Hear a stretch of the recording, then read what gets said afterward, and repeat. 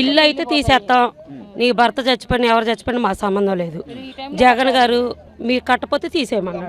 సరే ఆ అమ్మాయి భర్త చనిపోయాడు, అసలు ఏం జరిగింది? మేము సిఆర్డీలో ఇల్లు పెట్టుకున్నాము, మాకు నెడమూరులో ఇల్లు వచ్చినాయి. మీరు ఇల్లు ఇప్పుడు కడితే ఈ టైంలో కడితేనే మీకు ఇల్లు ఉంటాయి, లేదంటే మీ పేర్లు తీసేస్తున్నాం.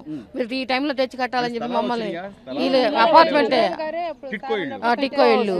ఆ ఇల్లు మేము ముందు 50,000 కట్టాము, మిగతా 3,15,000 రూపాయలు మీరు ఇప్పుడు కట్టాలి, లేదంటే మీ పేర్లు తీసేస్తున్నాం. మమ్మల్ని ఒకటే టార్చర్.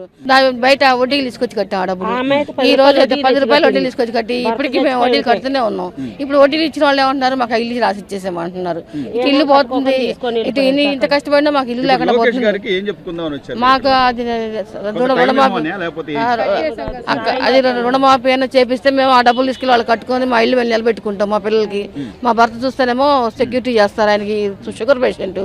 ఆయన ఇప్పుడు ఆ పని కూడా చేయలేదు. 10,000 జీతంతో ఈ వడ్డీలు కట్టడానికి చాలక పిల్లల్ని చదివించుకోలేక నాన్న బాధలు పడుతున్నాం.